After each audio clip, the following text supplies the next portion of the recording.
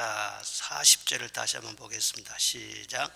두 사람이 옥에서 나와 루디아의 집에 들어가서 형제들을 만나보고 위로하고 가니라. 아멘. 두 사람이 옥에서 나와, 두 사람은 바울과 실라를 말합니다. 옥에서 나와 루디아의 집에 들어가서 형제들을 만나보고 위로하고 갔다.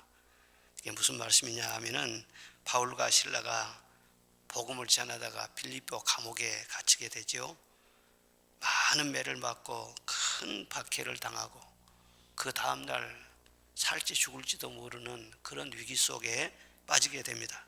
그런데 그 감옥에서도 깊은 밤중에 하나님께 기도하다가 찬송이 터졌죠. 그래서 찬송을 뜨겁게 불렀는데 온 감옥 전체가 그 찬송 소리를 다 들었다고 했어요.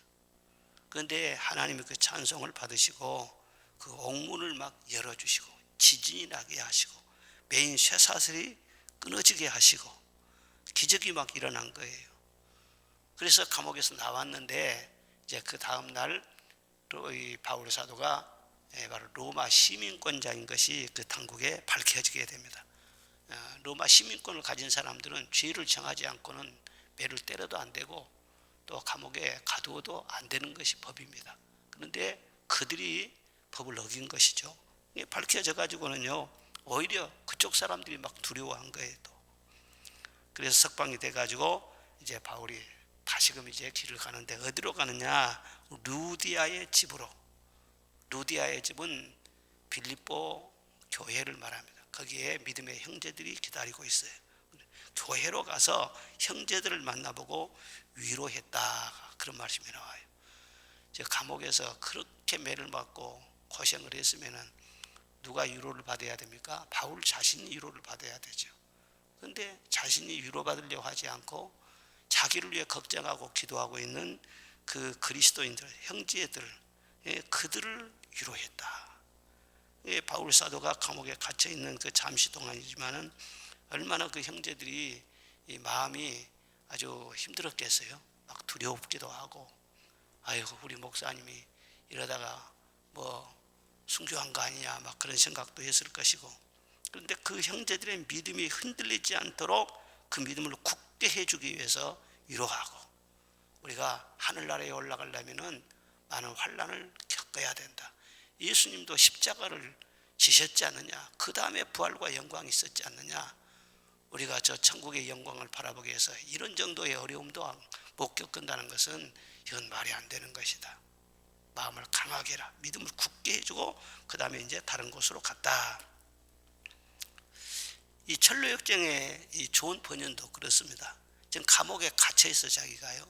그러면서 이 글을 쓰는 겁니다. 먼저는 자기의 기쁨을 얻기 위해서 글을 썼다. 그렇게 그 글 쓰는 동기를 밝히고 있죠. 하도 심란하니까는 말씀을 늘 묵상하고 그래야 자기 자신이 위로가 되고 힘이 되고 그럴 것 같으니까 그렇게 글을 썼다. 그렇지만 이것을 이제 책으로 만들고 펴내고 왜 그렇게 했겠어요? 많은 교회 그리스도인들 그들의 믿음을 격려해주고 또 믿음을 세워주고 그런 목적으로 주의 종의 그 심정으로 이 글을 쓴 거예요.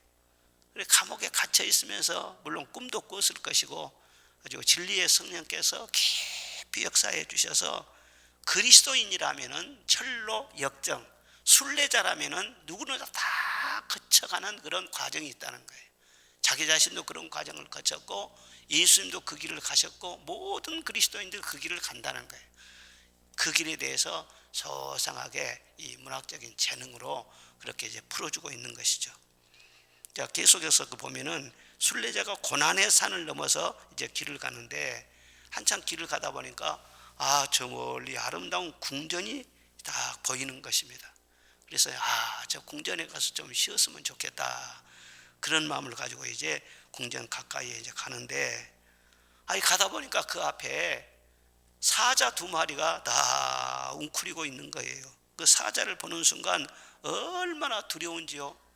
바로 그 길목에 기다리고 있어요. 그래서는 이 길을 통과해 가야 되나. 가다 보면 사자한테 물어뜯겨서 죽을 것 같고 다시 돌아가야 되나. 잠시 머뭇거린 거예요. 그런데 저 앞에 궁전 앞에서 주의라고 이름하는 문지기가 말이죠, 이 순례자를 보면서 막 소리를 치는 거예요. 그렇게도 용기가 없습니까? 저 사자는 쇠사슬에 지금 묶여 있어요. 겁내지 마세요. 길 한가운데로만 오면은 사자에 절대로 해를 받지 않습니다. 그렇게 소리를 쳐줘요. 그래서 그 말에 힘을 얻어가지고 사자가 으르렁 이렇게 막 거리는데도 이제 문지기의 말대로 치우치지 않고 그 한가운데로 똑바로 걸어갔습니다. 그랬더니요, 사자가 덤벼들지 못한 거예요. 그래서 그 길을 무사히 빠져나와가지고 너무 기뻐서 아주 노래를 부르면서 궁전 앞에까지 딱 도달을 했다. 그랬더니 궁전 앞에 문지기가 나온 것입니다. 물었어요. 이 집은 어떤 곳입니까? 제가 하룻밤 신세를 져도 될까요? 그러니까 문지기가 하는 말이, 이 집은 우리 주님께서 순례자의 휴식과 안전을 위해서 지으셨습니다. 그러니까 우리가 순례의 길을 가면서 이 세상이 뭐 힘들다고 하고 인생이 고달프다고 하지만은 그때그때 우리 하나님께서는 우리에게 휴식할 수 있도록, 마음에 안전할 수 있도록 위로도 주시고 평안도 주시고 평탄한 환경도 주시고, 우리가 경험을 많이 하지 않습니까? 산모들이 해산의 진통을 겪으면서 그냥 막 고통을 당하여, 그래도 얘기 들어보면은요, 그 주기가 있다고 하더라고. 고통을 막 당할 때가 있는데 조금요 느슨해지면서 또 틈이 주어진다는 거예요. 요즘 산모들은 그런 것도 모르지. 무통주사를 맞아보니까 뭐 고통도 안 받고. 그런데 하여튼 우리 어머니들한테 들어보면은요, 그래요. 아무리 고통이 심해도요 틈이 있어요. 느슨하게. 아무리 세상이 심하고 환란이 막 풍파가 있고 막 코로나가 뜨고 아무리 그런 것 같아도 그 안에도 하나님이 위로를 주시고 성도들에게 기쁨도 주시고 휴식도 취할 수 있게 하시고 다 그런 은혜가 있다는 거예요. 그러면서 당신은 지금 어디서 오셨습니까? 저는 허세의 도시, 멸망의 도시라고 하는 그곳에서 나왔는데 저 시온산으로 가는 순례자입니다. 날이 저물었는데 허락하신다면 하룻밤 묵어가고 싶습니다. 그러니까 문지기가 이름이 누구냐고, 왜 이렇게 늦었냐고 그렇게 쭉 얘기를 하다가 배를 누르는 거예요. 근데 그 안에서 말이죠, 한 아가씨가 쭉 나오는데 아주 아름답고 또 진지하게 보이는, 그 이름이 누구냐 하면 판단이라고 하는 한 처녀가 밖으로 나왔어요. 그러니까 이 사람이 지금 멸망의 도시에서 나와서 시온산으로 가는 중인데 하룻밤 묵어갈 수 있는지 저에게 물었습니다. 이 집의 법에 따라서 묵어갈지 그 여부를 결정하시죠. 그 처녀에게 이제 일림을 하는 것입니다. 그러니까 그 처녀가 다시 이름이 누구냐고, 또 다시 또 물어요. 어디서 왔느냐고. 그리고 묻고는요, 좋습니다. 그럼 우리 집에서 하룻밤 주무시는데 우리 가족들과 함께 좋은 시간도 가지면 좋겠습니다. 그리고 들어오라고 해서 이제 거실에서 다 자리에 앉는데 마실 것을 내주는 거예요. 그리고 저녁 식사를 준비한대요. 맛있는 저녁 식사를 대접해 드리겠습니다. 그러면서 식사를 준비할 동안에 우리 특별한 얘기를 좀 나누기로 하지요. 우리 집에는 많은 식구들이 있는데 그 중에서 이 얘기 상대로 우리가 3명을 부르겠습니다. 그러면서 경건, 신중, 자선이라고 하는 이 3사람을 이분하고 얘기할 상대로요 특별히 또 불러냅니다. 그래서 같이 앉아서 말이에요. 차를 마시면서 이제 얘기를 하는 거예요. 경건이 먼저 말을 해요. 우리는 당신을 매우 사랑합니다. 오늘 밤 우리 집에 오신 것을 환영합니다. 그래도 그동안 순례의 길에 고생이 많았었지요. 아마 우리 모두에게 참 유익한 얘기가 될 것 같은데 그동안 있었던 얘기를 우리 식사 준비할 동안에 한번 나누기로 하지요. 그러면서 얘기를 쭉 물어요. 그쪽에서 많이 물어봐요. 많이 물어봐. 그동안 어떤 일이 있었습니까? 어떻게 했습니까? 그때 어떻게 됐습니까? 누구를 만났습니까? 어떤 사람들이 있었습니까? 쭉 얘기를 물어보는 거예요. 그런데 그것을 반출을 하는 거예요. 이것이 말하자면은 좋은 번연의 지혜지요. 우리가 이 세상에 살면서 지금까지 뭐 오랫동안 하신 분은 수십 년 동안 신앙생활을 했을 것이고, 짧게라도 말이죠 몇 년 동안이라도 신앙생활을 하면서 정말 주님을 붙잡고 천성길을 가려고 하다 보면은 경험했던 바가 있어요. 그것은 나만 그런 어려움을 당한 것이 아니라 사실은 예수님이 먼저 겪으셨고 모든 믿음의 선진들이 다 겪었던 그런 일들이에요. 그런 것들을 다시 속아 되새김을 하는 것처럼 반추해 보는 것, 앞만 보고 늘 가는 것이 아니라 뒤를 돌이켜 보면서, 그래 사람들이 일기도 쓰지 않습니까? 뒤를 돌이켜 보면서 그때 그런 일이 있었지, 누구는 또 어떤 일이 있었지, 거기서 배우는 것이죠. 배우고 다시금 정리하고 앞을 준비하고, 그런 과정을 말하자면은 이 존 번연이 이제 글로서 표현을 한 것입니다. 그런데 이 대목에서 쭉 보면은 우리가 영적으로 교훈을 얻을 것이 몇 가지가 있는데, 첫째가 무엇이냐 그러면은요, 두려움을 물리쳐야 된다는 거예요. 예? 뭐가 가장 오면서 무서웠습니까? 뭐는 뭐겠어요? 바로 궁전 앞에 있는 두 마리 사자 하면서 웅크리고 있는 그 사자를 보는 순간 얼마나 무서웠는지 모릅니다. 그와 같이 우리를 또 신앙생활을 지키면서 순례길을 가다 보면은 밖에서 환난이 있고 밖에서 나를 괴롭게 하는 그런 것도 있지만은 내 안에서 나를 힘들게 하는 거, 그게 뭐냐 하면은 두려움이라는 거예요. 마귀는 두려움이라는 화살을 쏴요. 그래서 믿음을 잃게 하고 담대함을 잃게 하고, 담대함을 잃어버리면 할 수 있는 일도 못하게 되고 갈 수 있는 길도 못 가게 되고 서 있을 수도 없어요. 그러니까 두려움에는 형벌이 따른다. 이 마귀가 온전한 사랑으로 무장하지 못할 때 그 틈을 타서 말이죠, 두려움이라는 화살을 쏜다는 거예요.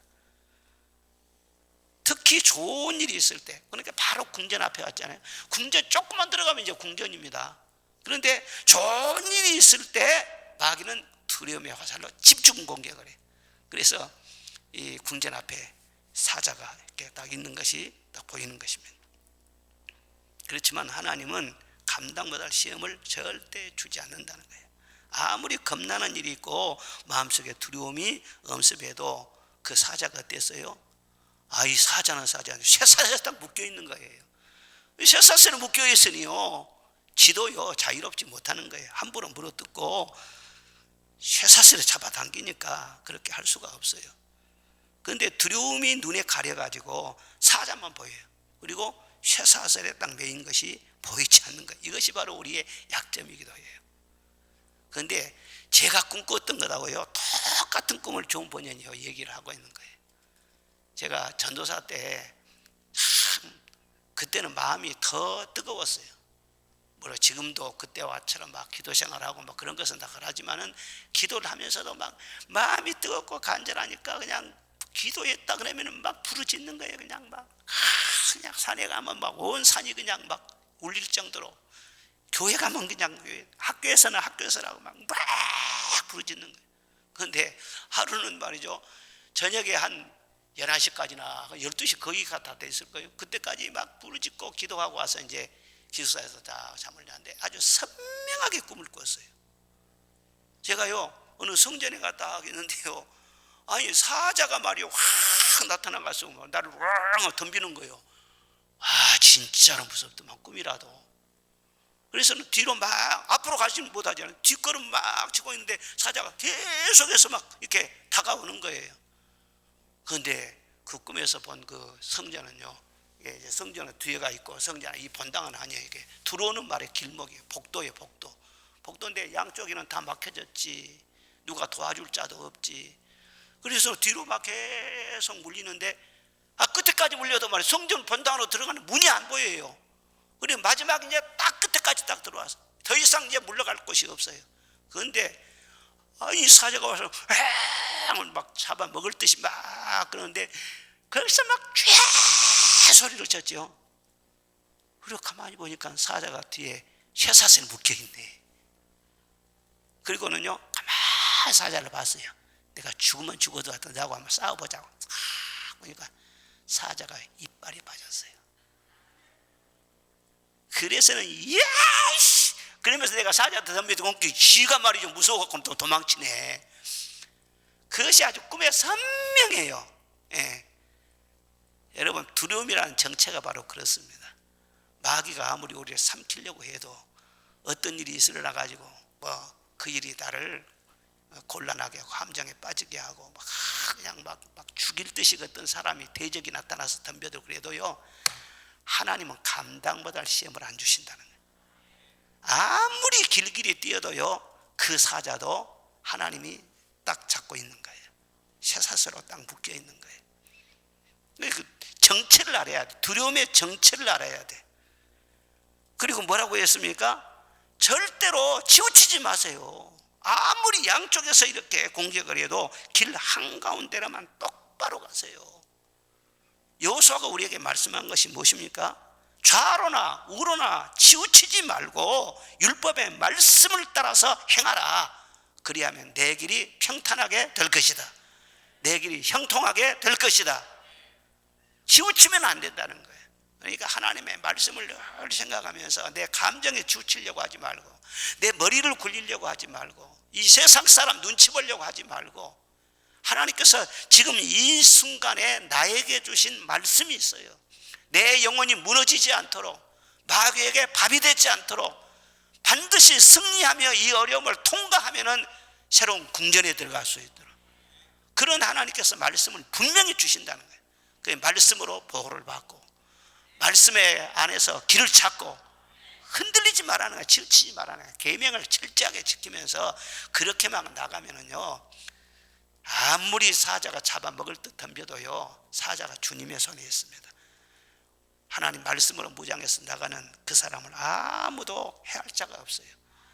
여호수아가 그 앞에 그렇게 어려움이 많아서 여리고성이 있었고 아이성이 있었고 막 그냥 가나안 정복전을 펴는데 말이죠, 몇 나라들, 5나라들이 연합군을 편성해 가지고요, 이 여호수아의 군대에 덤벼들고 그럽니다. 그러나 좌로나 우로나 치우치지 않고 기도하면서 하나님께서 주신 말씀대로 쭉 나갈 때 여호수아의 군대를 당할 자가 아무도 없었어요. 하나님께서 역사를 하시는데 막 그냥 때로는 우박을 내려가지고 우박으로 적을 섬멸시키기도 하고요.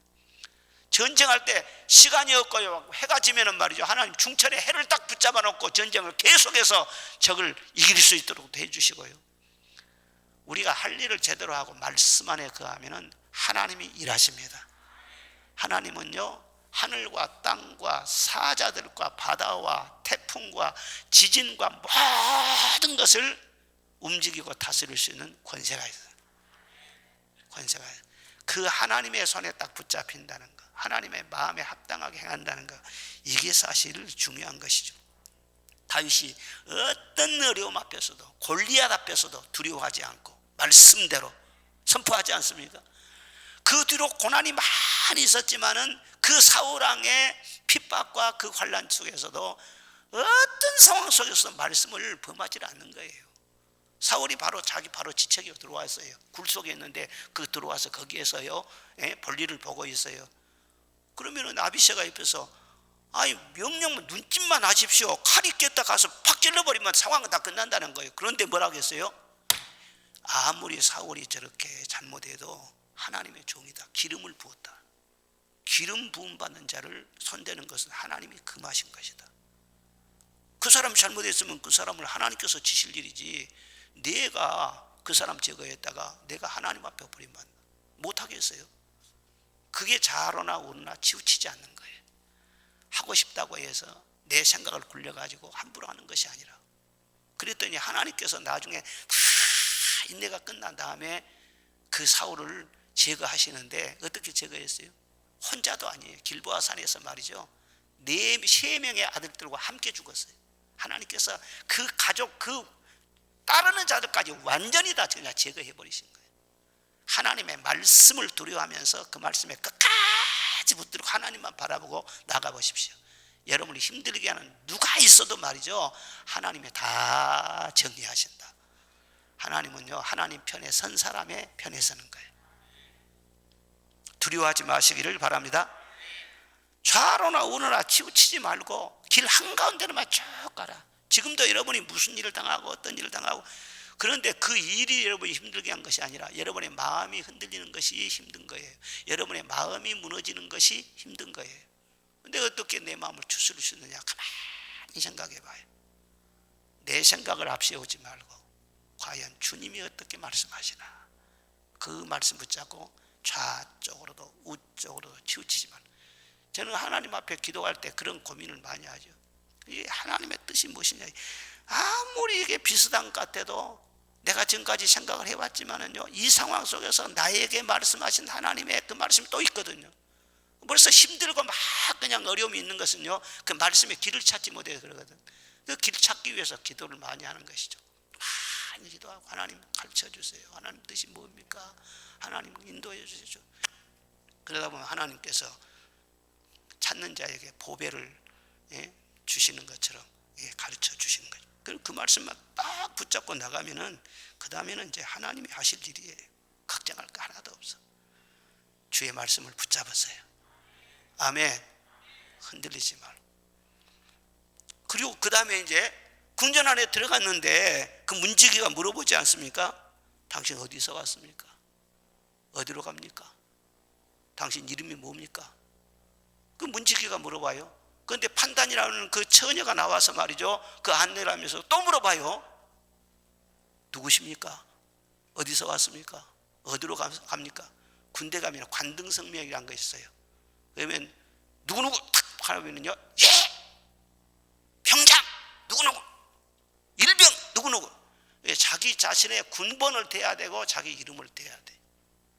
너는 누구냐는 거예요. 지금 어느 부대에 소속되어 있냐는 거예요. 네 이름이 뭐냐는 거예요. 이와 같이 언제나 하나님께서는 우리 자신의 정체, 아이덴티티, 정체성, 이것을 늘 확인하는 것입니다. 너는 어디서 왔느냐? 예, 저는 멸망의 도시에서 왔습니다. 허세의 도시에서 왔습니다. 우리가 살고 있는 이 세상을 보니까는요, 성경 말씀에 뭐라고 했어요? 이건 지금은 화려하게 아주 번성하고 막 세상에 좋은 것이 다 있고 그런 것 같지만은 결국은 죄로 말미암아 하나님의 심판을 기다리고 있어요. 불심판을 기다리고 있어요. 장차 멸망할 도시, 애굽이 멸망을 당했듯이. 그래서 이사야 말씀 보면은 장망성이라고 그러죠. 장차 멸망할 성이라 그 말이에요. 지금 우리가 보이는 이 세상도 마찬가지. 아무리 지금 화려하게 사람들은 다 여기에 말이죠, 바벨탑을 쌓고 멋지게 이 세상을 낙원으로 만들려고 하지만은, 그러나 하나님의 뜻은 또 그게 아니에요. 불심판이 기다리고 있다는 거예요. 왜 우리가 예수님 믿습니까?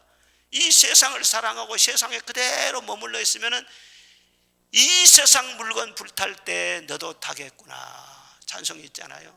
이 세상 물건 불탈 때 너도 타겠구나. 그래서 우리는 세상에 머무르 있지만은요, 마음에서 탈출을 하는 거예요. 나는 세상 사람으로가 아니라 저 천국을 지향합니다. 주님을 믿습니다.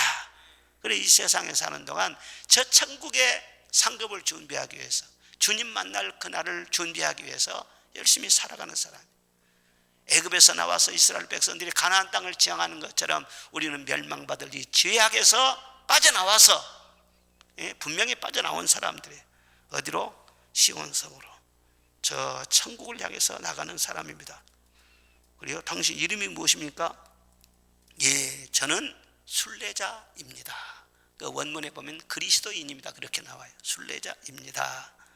예, 그리스도인이라는 말은 처음에 하도 안디옥에서 예수님 믿는 사람들이 예수 막 그렇게 하니까는요, 그때는 예수가 다 인정이 안 되는 것이 되거든요. 이단으로 그렇게 사람들이 낙인을 찍혔어요, 유대인들은요. 그런데 오로지 차나 깨나 무슨 일을 하든지 막 그냥 기도할 때도 찬송할 때도 예수 그러거든. 그러니까 저 사람들은 예수의 패거리들이구나, 예수의 사람들이구나. 그래서 비웃고 조롱하는 그런 의미에서 그리스도인, 그리스찬 그렇게 붙여준 이름 아닙니까? 내 이름이 뭐냐? 나는 예수 없이는 살 수 없는 사람입니다. 예수님께 붙어있는 가지입니다. 예수님께 속한 사람입니다. 그 정체성을 분명히 하라는 거예요. 나는 날마다 주와 함께 살고 주님과 동행하고 주님으로부터 생명을 얻고 주님을 섬기는 것이 나의 삶의 목적이고 나는 영원히 주와 함께 살 사람입니다. 여러분의 모습의 정체성을 분명히 할 때 하나님 앞에 인정받을 것이 인정받을 뿐만 아니라 세상에서도 반드시 승리하게 될 줄로 믿습니다. 탕자가 왜 집을 나갔습니까? 자기는 아버지 아들이에요. 아들로서 살면은요, 그 아버지의 축복을 마음껏 누릴 수가 있고 부족함이 없어요. 그런데 아버지의 아들의 어떤 정체성보다도 나는 자유인이라는 거예요. 아버지는 아버지고 나는 나고 내 인생은 내가 사는 것이지 꼭 아버지한테 예속받을 것이 뭐가 있습니까? 어디서 많이 들어본 말 같지요? 요즘 현대인들이 그렇게 살아요. 하나님께 매인다? 그건 있을 수가 없지. 나는 나지.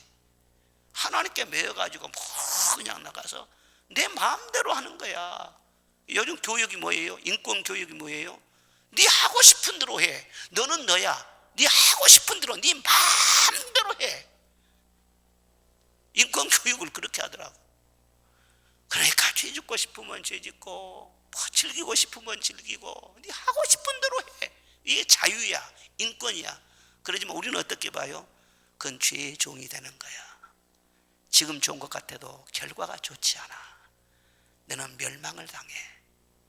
탕자의 뒤끝이 좋지 않아서 가진 거 다 흡입해버리고 돼지 쥐염 열매를 같이 먹으면서 비참하게 되고 돈 떨어지니까 주변에 있는 창녀를 또 떠나가고 친구들 또 떠나가고 나중에 자기를 돌봐줄 자가 아무도 없어.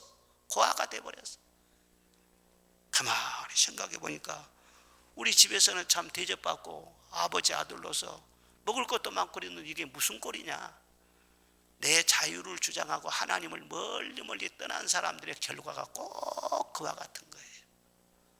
저는 이 시대를 보면서 말이죠, 참 요즘 문학, 옛날에 뭐 문학 무슨 뭐 등단을 하고 소설 뭐 떠가지고는 그 상 받고 그런 게 지난번에 한국일보에 쭉 보니까는요, 뭐 신춘 뭐 문학 무슨 대회 가지고 뭐 상 받은 사람들 그거 쭉 나오더라고. 조금 읽어봤더니요, 우리 시대의 어떤 문학 작품 그건 감동이 있었잖아요. 그런데 이놈 이게 책이 소설이라고 읽어보니까 완전히 그 헷갈리는 거예요. 이게 정체성도 없고 자충우돌하고 자유라는 거예요. 발상의 자유라는 거예요. 발상의 자유. 네 생각나는 대로 그렇게 하라는 거예요. 참 심란한 시대구나. 사람의 사고가 그렇게 되니까 심란한 시대. 이 세상을 본받지 말라. 하나님의 선하시고 기뻐하고 온전하신 뜻이 무엇인지를 분별해라. 너는 누구냐? 하나님의 아들입니다. 나는 그리스도인입니다. 멸망받을 세상을 떠나서 천국을 지향하는 순례자입니다. 내 자신의 정체성을 분명히 해야 하나님의 기도의 응답과 하나님의 보호하심이 확실하고 내 영혼이 진정으로 자유함을 얻고 참 행복이 거기가 있다는 것을 여러분 믿으시기를 바랍니다. 그러면서 우리가 정말 하늘나라를 지향하면서 그 나라를 준비하면서 살아갈 때 우리는 하늘도 없고 땅의 것도 없고 다스릴 수 있는 권세가 그 안에 있는 거예요. 그런데 이 세상을 취하려고 하고 이 세상을 쫓아가고 그럴 때 하늘도 땅도 모든 거 다 잃어버린 것입니다. 하나님께서는 무엇이냐? 너희는 먼저 그의 나라와 그의 의를 구하라. 먼저야 먼저의 우선순위입니다. 먼저 그의 나라와 그의 의를 구하라. 하나님의 가치를 추구하라. 하늘을 추구하라. 그리하면 이 모든 것을 너희에게 더하시리라. 그런데 마귀는 뭐라고 말합니까? 하늘나라 추구하는 것을 막지 않습니다. 마귀가. 그러나 먼저는 네 육신이다. 먼저는 네 세상이다. 먼저는 네 하고 싶은 네 욕망이다. 그렇게 부추기는 것이죠. 이 우선순위가 중요해요. 하나님 우리가 안 믿습니까? 하나님 일을 안 합니까? 예배를 안 드립니까? 다 믿음이 멀어지고 미지근한 그런 사람들도 하나님을 떠나서는 안 될 줄 알고 하나님 다 믿어야 할 줄 알고 있어요. 그러나 먼저와 그 다음이에요. 우선과 차선의 차이예요. 마귀의 수는요 그거예요. 성령 충만한 사람일수록 나는 먼저라는 거예요. 하나님이 먼저. 그러나 미지근해진 사람이 뭐예요? 나는 하나님 믿는다는 거예요. 그러나 먼저 이 세상을 또 챙기고 내 육신을 챙기고 그렇죠. 하나님 우선주의로 사시기를 주의 이름으로 축원합니다. 먼저가 뭡니까? 주님이 먼저예요. 아멘. 그러면 그 다음에는 다 따라와요. 예. 성령이 불 꺼지면은요 이 먼저가 안 돼. 이것저것 다 챙겨놓고 이제 시간 나면은 그 다음에 여유가 있으면은 그러다 보면은요 내 마음에서 천국이 사라져 버려. 마음에서 막 혼란이 일어나 가지고 마음이 고통스럽고 괴롭고 그러죠. 오늘 새벽기도 나오신 우리 성도들은 하나님 우선주의로 산 사람들이에요. 그러니까 새벽 첫 시간을 먼저 하나님 앞에 딱 시간을 바쳤잖아요. 가장 귀한 것은 생명인데 생명은 무엇이냐? 생명은 시간이다. 할렐루야. 시간 바치는 것이 최고로 하나님께 귀한 것 바친 거예요. 그리고 그 다음에 좀 얘기 들어보면 이거 벌써 시간 다 됐네. 안 됐네. 그 다음에 참 이거 좋은 말씀이 많이 나왔는데 안 돼요. 새벽기도 설교는 짧게 해야 돼. 그래야 내일 아침 나오지. 길게 해버리면 또 내일 아침에는 이거 목사님 새벽기도 설교 길어갖고 안 되겠다고 내일 안 나와버리면 나만 손해. 하여튼 두려워하지 맙시다. 아멘. 하나님 우선주의로 그렇게 살아가야 돼요.